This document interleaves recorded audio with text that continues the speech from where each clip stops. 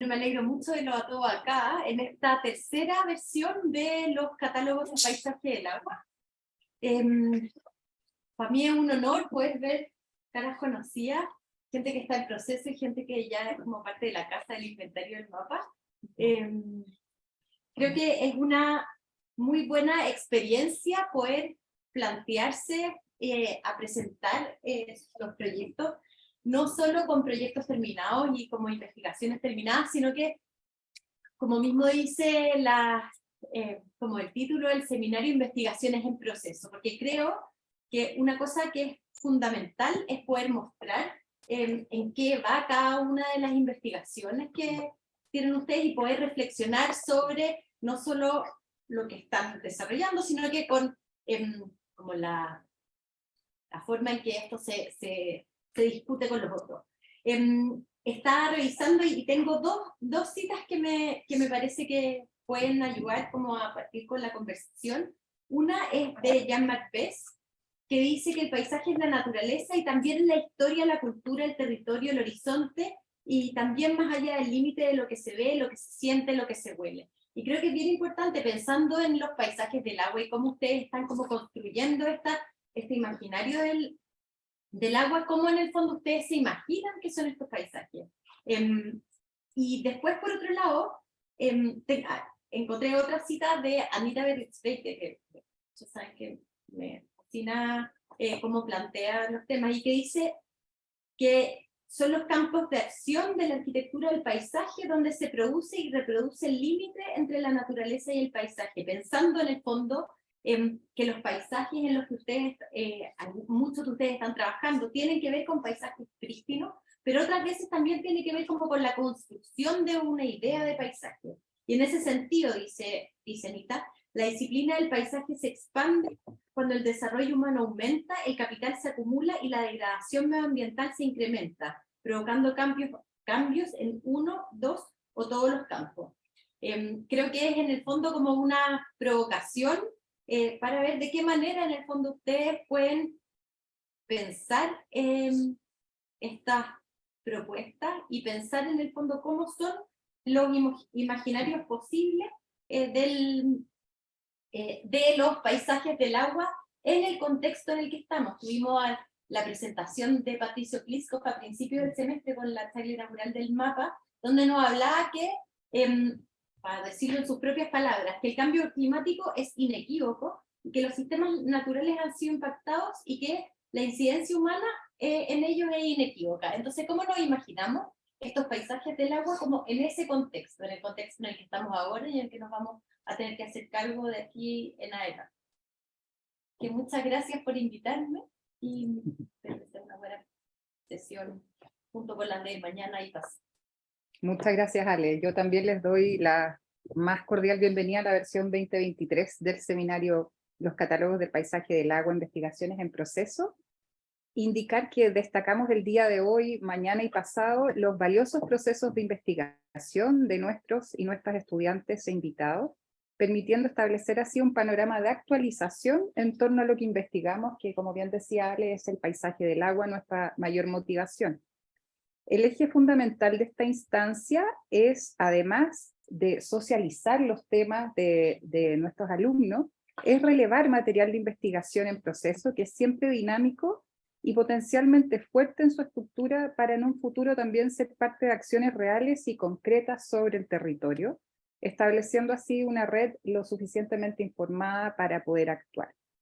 El día de hoy agradecemos la valiosa colaboración del equipo de los catálogos del paisaje del agua, a día de hoy conformado por los egresados y egresadas Ángela Casanelli, Benjamín Santander, Alejandra Espinosa, Pablo Brito y Carlos Martínez. También la disposición y el entusiasmo de mis estudiantes, Manuela Merino, Nicolás Caro, Michelle Miranda, si me equivoqué, Catalina Vadillo y la María Ignacia Jerez, quienes conforman el actual taller de titulación y proyecto a cargo del profesor Andrew Harris junto conmigo. Agradecemos igualmente la disposición de nuestros invitados Camila Deutsch y Andrés Rivero, y por último a Alejandra Bosch, jefa de nuestro programa, MAPA, y a todo el equipo de extensión que siempre apoya con el entusiasmo y el apoyo continuo estas iniciativas. El día de hoy vamos a dar inicio a la sesión con dos exposiciones de nuestros estudiantes, Manuela Merino y Michelle Miranda, que pertenecen al equipo de los catálogos del paisaje del agua. Y posteriormente vamos a escuchar a Pablo Brito, egresado de nuestro programa y también participante activo de los catálogos del paisaje del agua. Muchas gracias por estar acá. Damos paso entonces a Manuela Merino, con el título Recuperando un paisaje obsoleto a partir de la ruina industrial, Parque para la interpretación de la memoria de las aguas del río San Pedro, Pupunahua.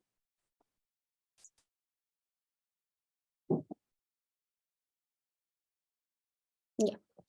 Bueno, buenas tardes. Mi nombre, como dijo Gloria, es Manuela Merino y hoy les voy a presentar un resumen de lo que ha sido el proceso de investigación de mi tesis proyectual, con Gloria y Andrew como profesores guía. Y, como decía Gloria, el título es Recuperando un paisaje obsoleto a partir de la ruina industrial, Parque para la interpretación de la memoria de las aguas del río San Pedro en Pupunahua. Bueno, quise partir con esta foto para que empezaran a imaginar un poco cómo es el paisaje asociado al río San Pedro. Específicamente, este se ubica en la región de Los Ríos y forma parte de la cuenca del río Valdivia, y esta cuenca es de carácter trasandino y consiste en un sistema fluviolacustre que está caracterizado por la presencia de una cadena de lagos en su tramo alto, como se ve en esta imagen, que desembocan en el mar a través de distintos ríos. Y dentro de esta cuenca, que es lo que vemos en esta imagen con línea segmentada, se encuentra el paisaje de conservación del Valle del Río San Pedro, que agrupa las comunas de Mafil, Valdivia, Los Lagos y Panguipulli, y es una figura territorial que busca promover la conservación de este paisaje a nivel, como ya dije, territorial. Además, este paisaje se caracteriza por pertenecer a lo que se conoce como la ecorregión valdiviana o bosque templado lluvioso, dentro de Valdivia, que corresponde a uno de los 5 principales representantes de este tipo de ecosistema en el mundo. Sin embargo, ante la extensión de la industria forestal, la superficie de bosque nativo se ha visto reducida, especialmente en el tramo contenido entre la costa y la cordillera, como se ve en la imagen de la izquierda. No, sí, en la de la izquierda ahí se ve que se ha visto reducido. Y dentro del paisaje de conservación del Valle del Río San Pedro encontramos 9 pisos vegetacionales según la clasificación de Lubert y Prisco, donde predomina el bosque caducifolio templado de Nothofagus obliqua y Laurelia sempervirens, que es el que se ve en el centro más oscuro.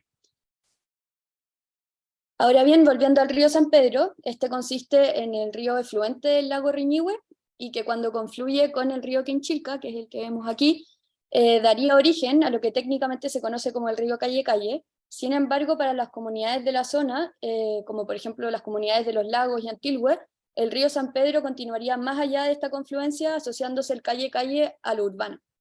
Y este problema de toponimia ya da cierta noción de las complejidades asociadas a la construcción de identidad en este territorio. Bueno, este paisaje, conformado entonces por un territorio compuesto por aguas y bosques, ha visto su desarrollo a lo largo del río. Los ríos han sido los elementos principales y estructurantes del desarrollo territorial. Ya a la llegada de los españoles a Valdivia, esta zona estaba poblada por comunidades mapuche y huilliches que se asentaban cercanos a las zonas ribereñas o lacustres, y con la ocupación por parte de los españoles, el territorio pasó a ser visto como un recurso a ser explotado, y con ello comenzó a conformarse un paisaje fluvial productivo. Específicamente en el siglo XX se desarrollaron prácticas mineras, madereras y mineras, en que el río se constituía como un eje articulador, y se permitió así la conformación de un complejo agroindustrial con Valdivia como núcleo. Sin embargo, y en esta cita sí me interesa detenerme, desde el siglo XX pareciera existir una especie de malestar frente a las vicisitudes del agua. La historia actual de estos espacios fluviales nos cuentan que poco a poco personas y comunidades les van dando la espalda al río, y aparecen historias de naufragios de sus relatos y del abandono de estas vías por las terrestres, entre otros aspectos. A día de hoy, las prácticas que modelan este territorio son de carácter, son agrícolas y ganaderas, plantaciones forestales y plantas industriales asociadas a estas actividades agrícolas, ganaderas y forestales, pero que tienen ritmos y lógicas de producción que no tienen demasiada capacidad de incidir en los sentidos de identidad local, y además degradan y fragmentan el territorio a una mucho mayor escala de lo que sucedía durante el siglo XIX y XX. Algunas de las problemáticas asociadas es que vemos mucha infraestructura en abandono a lo largo del río, vemos que los puntos que son miradores para ver este paisaje están en este estado de deterioro, y además los bordes ribereños están privatizados y estos son los accesos al agua. Vemos también basura en las riberas y que los miradores también se han constituido como microbasurales. Ante esto hay algunas respuestas locales orientadas a la preservación del patrimonio cultural y que se materializan en agrupaciones locales, y también respuestas locales orientadas a proteger el patrimonio natural de la zona, que también se formaliza en agrupaciones locales de carácter ecológico. Y dentro de esto se generan también respuestas a nivel de planificación y gestión territorial, que es por una parte el paisaje de conservación del Valle del Río San Pedro que mencionamos en un inicio, y el interés por hacer del tramo entre Valdivia y los lagos un corredor cultural o turístico. Y esta sería, volviendo a la imagen inicial, como tenemos la mancha del paisaje de conservación y el eje entre Valdivia y los lagos como un lugar de interés cultural. Entonces, ante esto, mi investigación toma el Valle del Río San Pedro como un paisaje cultural postindustrial en que las actividades productivas han modelado y fragmentado el territorio, y que a día de hoy estas prácticas están obsoletas, han sido sustituidas por prácticas que no tienen capacidad de incidir en la identidad local, y por lo tanto este paisaje estaría en un estado de obsolescencia.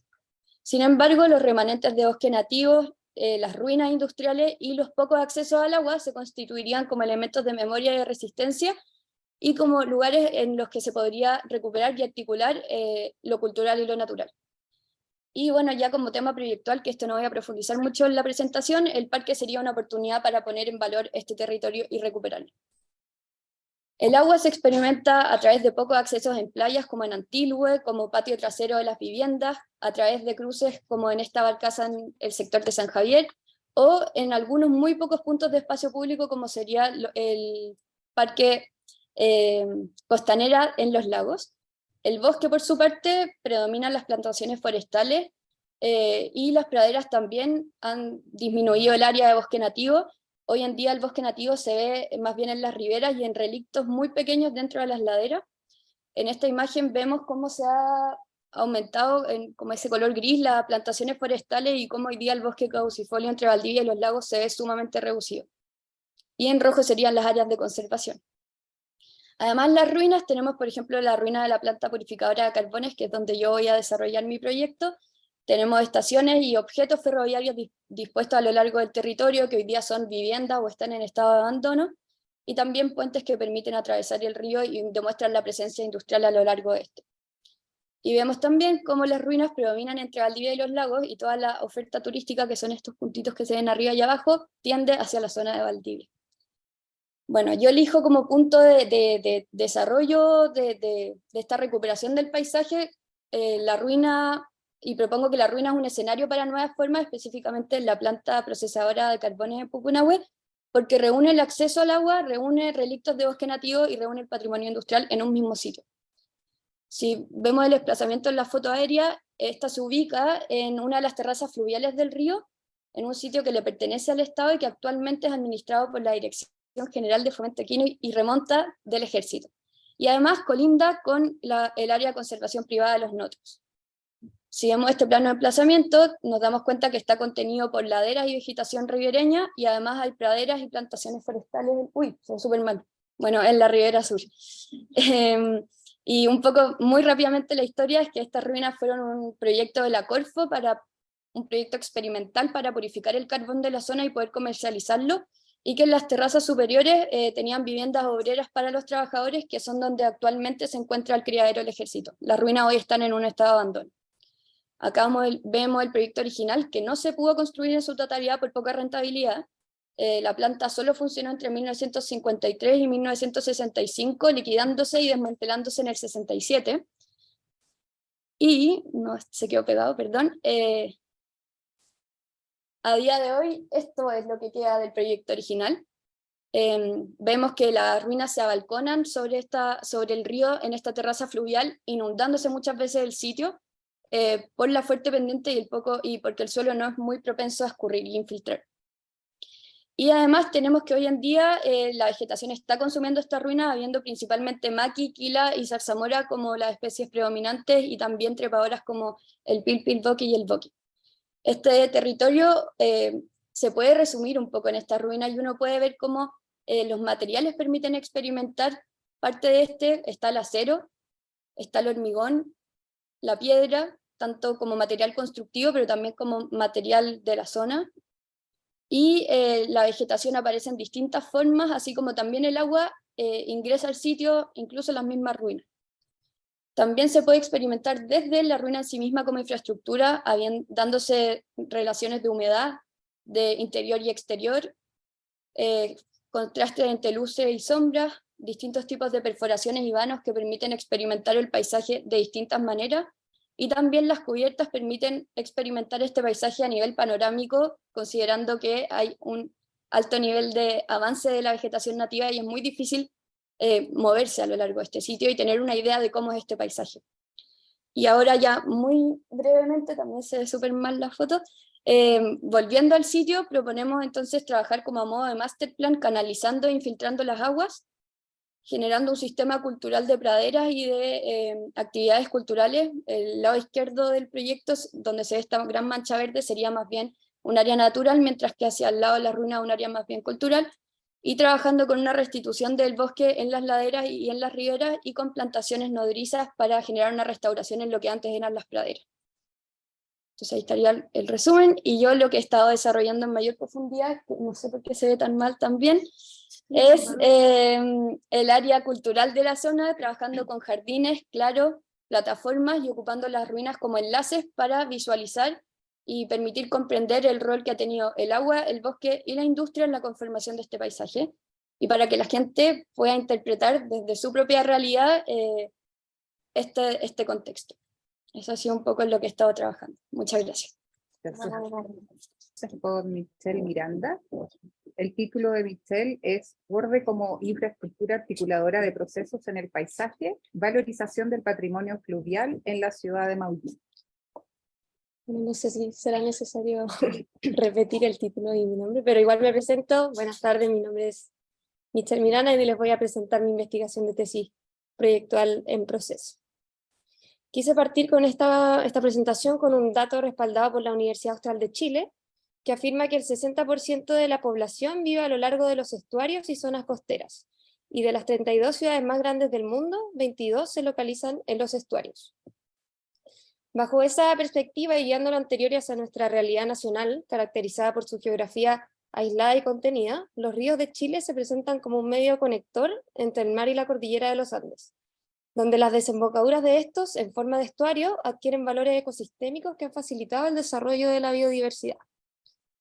Esa misma riqueza ecosistémica de los estuarios potenciaron el asentamiento humano, donde muchas culturas indígenas se establecieron y habitaron los bordes estuarinos de ríos y de zonas costeras. Hay que está cargando.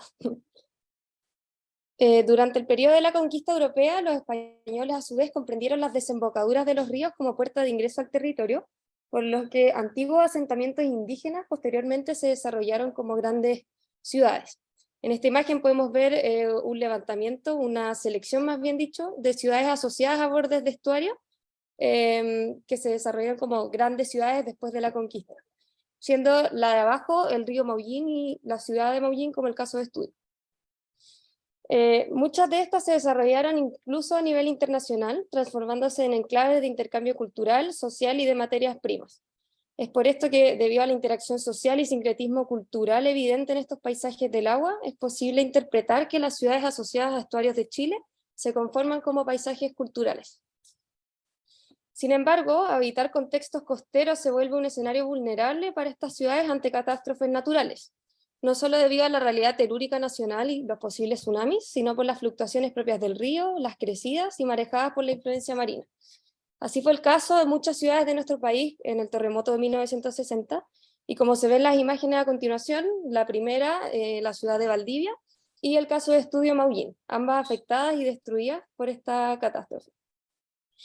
En ese sentido, ya bajando al caso de estudio, la ciudad de Maullín se ubica en el río Maullín, que esta a su vez se encuentra en la región de los lagos, y es el único río que desagua el lago Yanquihue. La zona de estuario comienza con un pequeño salto que marca el inicio de una zona caracterizada por una riqueza ecosistémica variada debido a la mezcla entre agua dulce y salada. Esta riqueza se evidencia en los diferentes tipos de humedales del estuario, los cuales desde el 2017 fueron declarados como santuario de la naturaleza.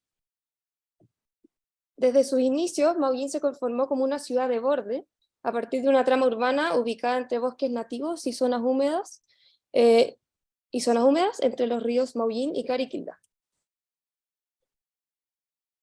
Con los años, esta ciudad se desarrolló con un rol clave a nivel de ribera, nacional e internacional en ámbitos administrativos, de intercambio cultural y exportación de materias primas, principalmente la madera. Sin embargo, al igual que muchas ciudades en Chile, Maullín fue destruida en 1960 con el tsunami, con la particularidad de que el suelo marino fue bruscamente modificado a tal punto que el ingreso de embarcaciones extranjeras se vio restringido. Después de la catástrofe y debido a factores sociopolíticos adicionales, Maullín vio perjudicado su desarrollo y crecimiento socioespacial, y hoy incluso puede considerarse como una ciudad aislada, inmersa en la ruralidad y también poco conocida en comparación a las grandes ciudades de la región como lo son Yanquihue o Puerto Montt. Maullín, al constituirse como una ciudad de borde, es posible a través de este evidenciar los diversos procesos que han conformado su paisaje cultural actual. Sin embargo, hoy en día existe una tensión ligada al borde costero, donde por un lado el borde logra destacar ese patrimonio natural y cultural, pero por el otro este patrimonio se encuentra desarticulado y desvalorizado. Por lo que en primera parte voy aquí a mostrar cuál viene siendo este patrimonio y después cómo se reflejan estas problemáticas en el borde. Por un lado, este patrimonio fluvial se hace presente en diversos aspectos. Por ejemplo, la arquitectura y el empleo de diversas materialidades son un reflejo de una interacción social y sincretismo cultural, que a su vez evidencia este pasado fluvial relevante que enfrentó la ciudad. Por otro lado, los modos de vida y tradiciones como lo son la navegación y la pesca artesanal también forman parte de actividades heredadas incluso desde los primeros habitantes de la cuenca. Al igual como lo es la recolección de orilla en la intermareal, siendo la extracción del pelillo una de las más relevantes, ya que al ser un río que tiene estas dinámicas de océano finalmente, el oleaje permite la pleamar y la baja en mar, develando al final este paisaje intermareal que permite esta actividad. Por otro lado, el aislamiento y la ruralidad ha permitido el desarrollo de su patrimonio natural, donde es posible encontrar en el borde pequeños humedales que atraen diversas especies y que aportan al desarrollo de la biodiversidad en un contexto de conservación de los humedales del río Maullín.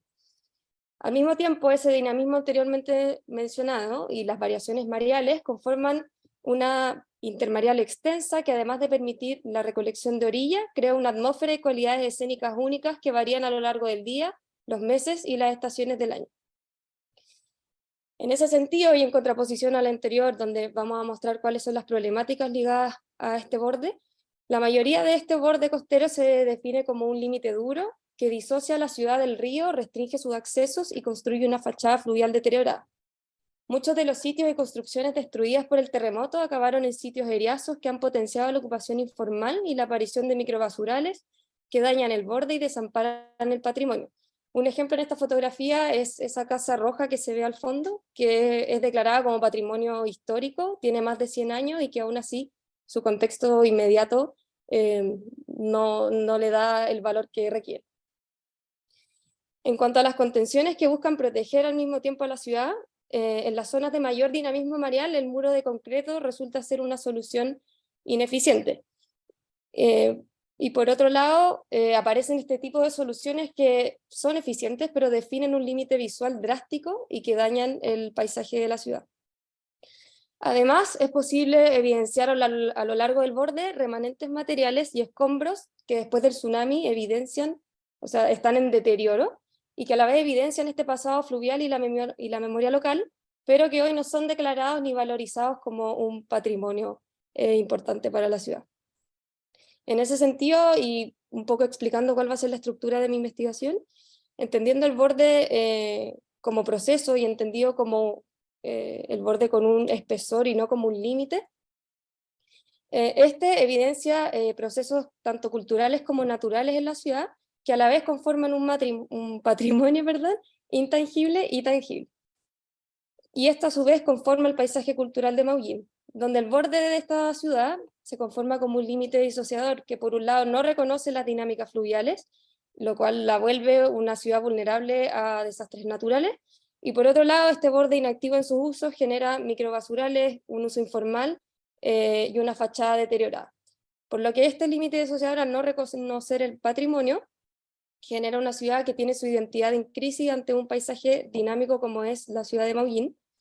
por lo que el propósito objetivo de la investigación y el proyecto será la valorización de este patrimonio fluvial a través del borde como infraestructura que logra articular este patrimonio, el cual deberá tener un rol cultural, ecológico y perceptual para su desarrollo. En ese sentido, aquí se ve un levantamiento de vestigios y técnicas locales. El proyecto se emplazará en el borde norte de la ciudad, el cual además de ser el que enfrenta al río Maullín, es donde se evidencian la mayor cantidad de vestigios y remanentes materiales que manifiestan el pasado fluvial. Este borde se logra dividir en dos partes. El sector de la derecha, por ejemplo, corresponde al centro fundacional, donde el borde se configura como un límite continuo y donde existe la mayor cantidad de inmuebles de conservación histórica. En este sector además se evidencia el mayor dinamismo cultural respecto al comercio y la interconexión con el resto de los poblados de la ribera. El sector izquierdo, por el contrario, se conforma como un borde donde abundan los sitios en desuso, la mayor cantidad de remanentes materiales deteriorados, y al mismo tiempo es el sector más dinámico respecto a la pleamar y bajamar. En ese sentido, en esta pieza es donde se desarrollará el proyecto de paisaje, entendiendo que este sitio es un sector en abandono y no consolidado respecto al centro fundacional, y con un alto valor patrimonial en riesgo a desaparecer y que hay que recuperar.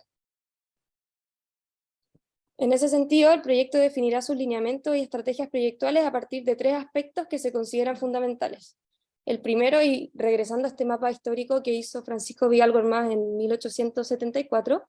es entender que para rememorar el pasado es necesario comprenderlo en profundidad, no solo respecto a los sucesos anteriormente mencionados, sino también a la comprensión de cómo era este territorio y qué procesos naturales y culturales confluyen en este borde río.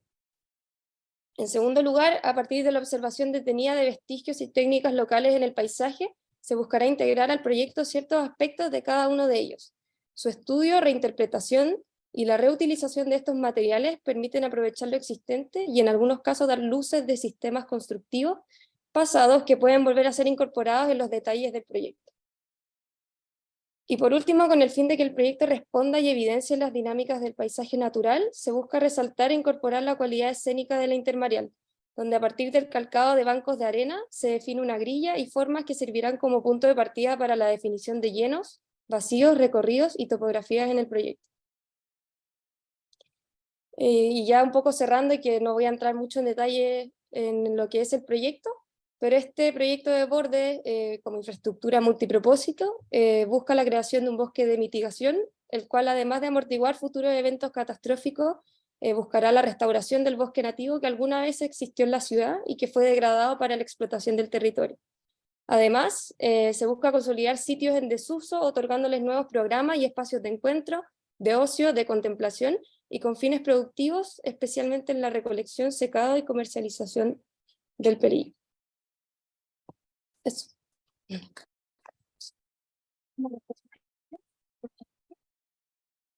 Muchas gracias, Michelle y Manuela.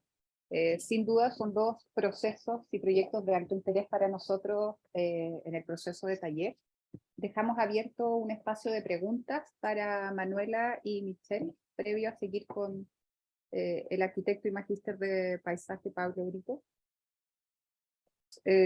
A continuación con la presentación de Pablo Brito. Pablo es arquitecto y magíster en arquitectura del paisaje de nuestra universidad. Sus experiencias en el ámbito de investigación, diseño y gestión son en torno a diferentes proyectos que le han permitido trabajar en base a su inquietud profesional principal, que es abordar problemáticas socioambientales desde el espacio construido. Actualmente, Pablo trabaja como encargado urbano del programa Pequeñas Localidades del MIMBU en Puyallí. Sí. Gracias. Super. Gracias a ti, Gloria, por la presentación. Bueno, como comentaba la Gloria, me llamo Pablo Brito. Ya pasé el proceso de título y de tesis, y en función de este marco que habla esta propuesta de seminario de investigación en proceso, si bien, claro, presentaron ahora estudiantes, también una vez uno egresa, esa investigación también puede seguir en proceso si una se plantea cómo puede dar cierta caída a una materialización real, algunos de los principios o temáticas que planteó durante la tesis. Y la verdad es que en lo personal a mí me interesaba mucho eso, Así que, bueno, ahora les quiero mostrar primero un resumen de lo que fue mi experiencia de tesis y título, y posteriormente contarles también un poco cómo ha sido esta búsqueda de ver cómo se pueden concretizar ciertos elementos que trabajé durante el año de título. Así que bueno, mi tesis se llama Revalorización de un paisaje de agua, un paisaje de río marginal, el río Aconcagua como jardín en la conurbación La Calera-Quillota. La situación base un poco desde la cual se detona mi interés de cómo enfocar la investigación tiene que ver con la visita a terreno en el río Aconcagua, en este contexto de la conurbación La Calera-Quillota, y encontrarme con estas dos situaciones un poco paradójicas. Si bien existe una marginalización muy clara y evidente, que se puede ver en la imagen de mano derecha de ustedes, en la cual el borde en general se consolida como un lugar como microbasural, pero al mismo tiempo existen estas otras situaciones, que es la imagen de al lado, en la cual las mismas personas que habitan estos lugares recogen esta basura y conforman estas situaciones que ponen en valor el paisaje y el valor ecológico que tiene este río, a pesar de no existir un reconocimiento en infraestructura formal que reconozca este valor. Entonces esta paradoja fue un poco la iniciación en cómo encauzar esta investigación, para también mostrar un poco cómo se conforma este mosaico que es el paisaje del río Aconcagua. Es una serie de parches que están tejidos, por decirlo así, por el corredor que conforma el río y todas las asociaciones vegetales que eso implica, y son una serie de parches urbanos, como también parches agrícolas. Tiene ese componente periurbano y en ciertos puntos hitos como pueden ser cerros. También es importante contextualizar que esta es una situación que se repite en muchas otras ciudades intermedias en el Valle Central de Chile, en el cual están asociados a un corredor de río y también a una matriz agrícola, y que este borde tiene este carácter marginal, que es un patrón que se repite en, por ejemplo, algunas de estas ciudades que estoy mostrando. Y bueno, a nivel ya del Valle de la Aconcagua, la situación más importante en términos ambientales, que es preocupante, es la aislación que existe en base a la función que tienen los caminos del agua en un valle o en una subcuenca, que es conectar ecológicamente las quebradas con el río, los esteros, que dan en el fondo un funcionamiento al corriente ecológico a través de la semilla, etcétera. Y que se ve cortado en este caso por la actividad antrópica notoriamente agrícola y urbana. Entonces, bueno, en base a la metodología del catálogo, primero hago un levantamiento de cuáles son estas situaciones que marginalizan actualmente el río y que le dan la espalda a la ciudad, pero también que cortan el vínculo agrícola que podría existir con el río. Y en este caso, claro, los categorizo en distintas actividades como pueden ser áridos, cercamientos, caminos informales, y en este levantamiento ya trazándolo en una planimetría se puede evidenciar que es sobre todo en los márgenes o los bordes del cauce en donde se conforma o se materializa más esta marginalidad. Esta situación crítica se acentúa aún más en un contexto de sequía que azota toda la zona central, y en esta imagen podemos ver una situación recurrente hoy en día, que es el caudal del río superficialmente inexistente. Entonces, bueno, una de las primeras etapas es hacer un levantamiento en cuanto al funcionamiento de este paisaje del agua, en tanto a sus elementos naturales, como pueden ser quebrado, estero, pero también las canalizaciones que también conforman parte del funcionamiento del agua, y entender también cuáles son los puntos de mayor interés en cuanto a los afluentes principales y la variabilidad que también tiene a través del tiempo el recorrido superficial del agua, y cómo, por ejemplo, bueno, la disminución por la sequía, pero también la canalización interna han hecho que ha cambiado esta figura inicial de un río meándrico a tener solamente un solo brazo de agua, que claramente eso tiene repercusiones ecológicas.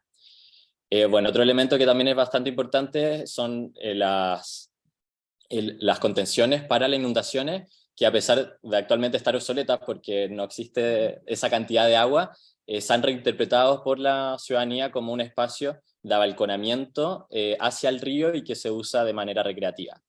Entonces, bueno, acá vuelvo un poco a esta observación inicial en la cual, si bien no existe una infraestructura formal para habitar el río a partir de su cuidado, la recreación, sí es la ciudadanía la que genera intervenciones materiales para visibilizar, por un lado, lugares de estar para acercarse a la naturaleza, como se puede ver un poco esta sombra que se hace a través de palos de manera bastante espontánea, recurriendo a los materiales presentes en el mismo cauce, y también un llamado de atención en términos más de reconocimiento o valorización del factor ambiental, con estas señaléticas que están esparcidas en todo el cauce, que bueno, me hizo pensar también a lo que levantaste tú en tu presentación, porque claro, es algo un fenómeno que se ve bastante en los paisajes del agua que están un poco al cuidado de la ciudadanía. Entonces, bueno, hago también este levantamiento de las distintas actividades de valoración a partir de la recreación, que es un factor como oportunidad de revalorización en cuanto al paisaje del río Aconcagua, y también hago un catálogo de las distintas formas en las que el activismo ambiental también puede significar una revalorización del río Aconcagua. Bueno, acá también hago un mapeo de las organizaciones y de las actividades concretas que están haciendo en términos de cuidado en la construcción de esta nueva imagen de paisaje que muestra esta voluntad de superar el estado marginal actual. Y bueno, en función de todo ese levantamiento y la revisión histórica, identifico cómo existe una sobreposición de momentos históricos del río, en el cual no necesariamente se termina uno y comienza otro, sino y también las huellas del río muestran cómo, por ejemplo, si bien hubo un momento en que fue preponderante el factor agrícola, también hubo un momento, por ejemplo, en los 80s que existieron balnearios populares que dieron una connotación de recreación al valor del río, pero también un momento de inundaciones que destruyó esta infraestructura, y después un proceso de marginalización en el cual la intervención es más reactiva desde parte de la institucionalidad, y ya no existen inversiones que van ni desde el cuidado ni desde la recreación en el cauce del río. Y actualmente nos vemos en un momento de incipiente revalorización, que es lo que mostré en los catálogos que mencioné anteriormente. Bueno, otra situación clave también dentro de este diagnóstico es que el Plan Regulador Intercomunal de la Conurbación plantea generar una expansión urbana a través de la consolidación de un borde río, que sería una costanera y un parque lineal, el cual se traza, que acá, claro, lo que está en el fondo se muestra en los planes reguladores de cada comuna, y acá lo uno como una totalidad, pero solamente es un trazo como polígonos, por decirlo así, pero no muestra la materialización en sí misma, y que puede eventualmente ser un peligro, generando un borde ya impenetrable hacia el río si es que fuese, por ejemplo, un borde más duro. Entonces, bueno, se plantea la investigación y la tesis en función a un primer momento de catálogo, en el cual se hace este diagnóstico que le estoy exponiendo. Después se aborda una construcción teórica de la idea de jardín como el reencuentro entre lo antrópico y lo natural, entendiendo que el jardín puede ser una materialización en términos de modelos de paisaje, con esta idea del cuidado, que era el enfoque que me interesaba de cómo la ciudadanía muestra esta voluntad de intervenir en el río. El jardín podía servir de manera, claro, más teórica de argumentar esa voluntad ciudadana, y también en términos de estrategias más proyectuales. Y por último, claro, están ya las estrategias de proyecto. Para sustentar esta idea de jardín, también busco construir un imaginario que rompe esta idea quizás más tradicional en Occidente del paisaje dividido, como por ejemplo una idea de parque, una idea de producción agrícola o de conservación como entes diferentes y como formas distintas de proyectar el paisaje. Pero acá recorro, por ejemplo, a la ciudad de Tinergir, en la cual de manera histórica, sin ser un proyecto de paisaje actual, existe esta situación también de río en la cual se articula tanto la producción agrícola como la conservación con el corredor del río, y también la conectividad en la ciudad, porque en el fondo es un río que está en medio de una ciudad y que tiene toda esta serie de caminos que permiten recorrerlo. Entonces mezcla esta productividad con la conservación y también con la recreación, como una idea también de parque que tiene muchos otros usos más allá del recreativo. Entonces, bueno, acá genero una serie de estrategias. no sé por qué sale tan pixeleado. Bueno, defino también 3 puntos, ya me estoy alargando un poco, y quiero llegar a la parte más de lo actual, pero claro, elijo estos 3 puntos en función de los lugares que exacerban más los factores que me interesaban, y en base a eso, claro, planteo una temporalidad de cómo esta intervención, en base a esta participación ciudadana, se podría eventualmente consolidar un jardín en el río Aconcagua. Ya en términos de proyecto, genero también todo un diseño de este proceso de construcción colectiva que se asocia finalmente también después con las operaciones de arquitectura del paisaje más clásicas que tienen que ver, claro, con topografía, con el material vegetal y bueno, todas las cosas que ya me imagino conocen. Y da finalmente esta propuesta de desarrollo de estas operaciones para la construcción de un jardín en uno de estos puntos específicos que parecían de interés, como aplicación de una situación que podría expandirse a lo largo del río. En este caso sería un punto en el sector de La Calera, en el humedal El Litre, específicamente. Y bueno, ya ahora como para hacer la bajada de lo que ha sucedido posterior al proceso de título, bueno, al pasar los meses después del título me interesó ver cómo podía, también dando contexto, soy del sector, entonces me da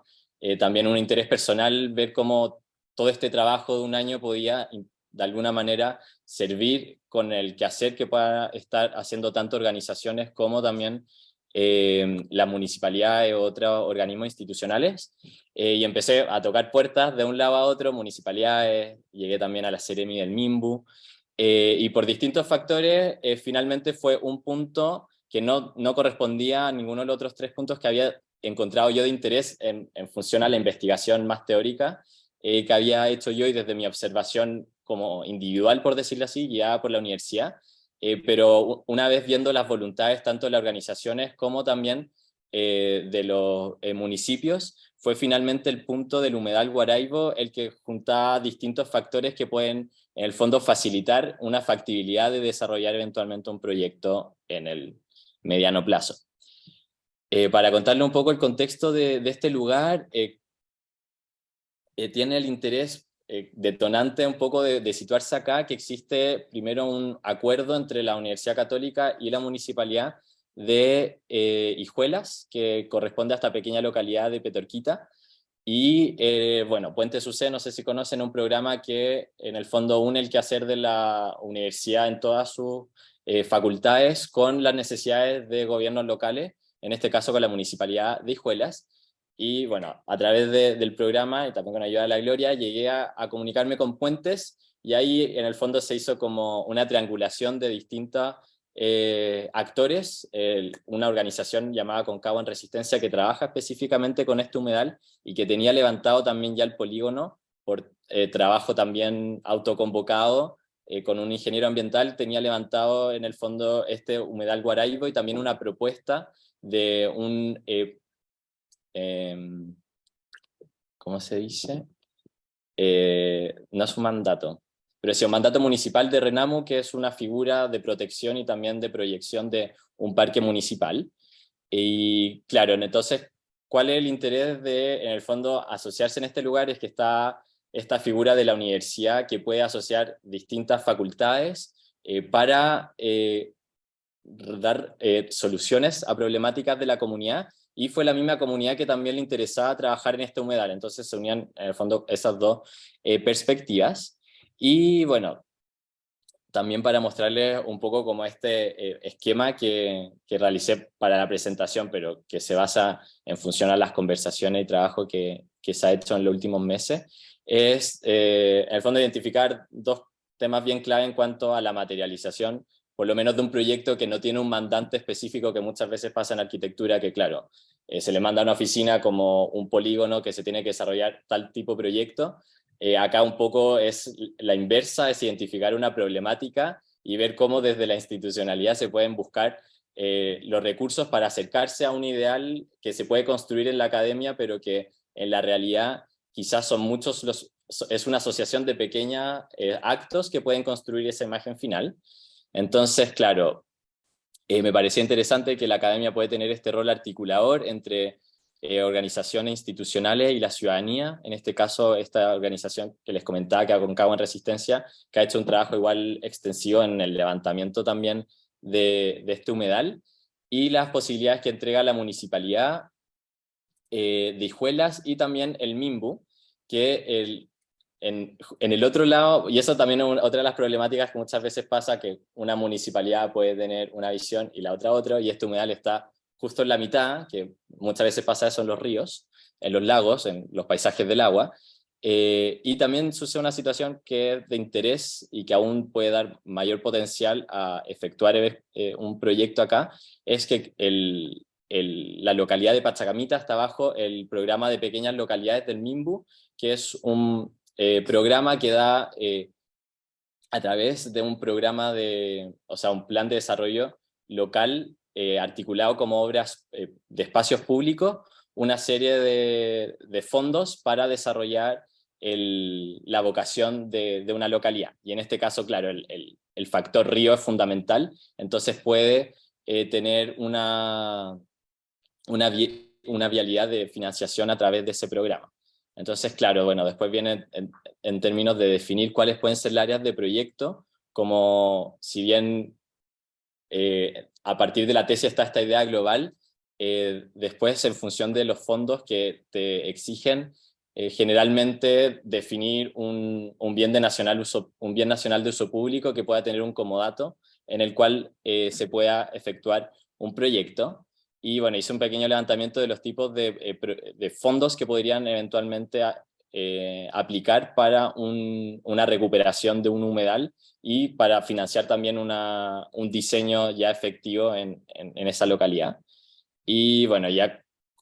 bajando en la escala más pequeña, también que todavía no llega a la parte de diseño, que creo que es un paso posterior y que ahí se puede recurrir a todo el trabajo ya efectuado. Sí es clave en el fondo definir una pequeña área de proyecto que se acomode con lo que estos tipos de fondos pueden disponer en términos de recursos económicos y también del contexto de lo que piden. Entonces, al final es ver cuál es la medida más pequeña de una intervención puntual que podría activar este lugar, que básicamente es dar una continuidad a la calle principal de esta localidad de Petorquita para generar un nuevo acceso al humedal y pedir un comodato a este bien nacional de uso público para generar un espacio público que se balcones hacia el humedal, que eventualmente podría ser un observatorio de divulgación del valor paisajístico del río Aconcagua, y que en el fondo son un levantamiento que se acomoda a los requerimientos de estos tipos de fondos, y que finalmente pueden permitir consolidar un proyecto que detone la revalorización del río y una bajada al territorio de la discusión académica, que era por lo menos un poco mi inquietud. Y bueno, de ahí también se puede ver ya la bajada más constructiva de cómo elementos que se pueden desarrollar durante la tesis pueden tener una bajada también en el fondo a este proyecto en su escala menor, porque muchas veces es esa pequeña escala la que se puede desarrollar en una primera etapa. Eso sería la presentación. Muchas gracias, Pablo.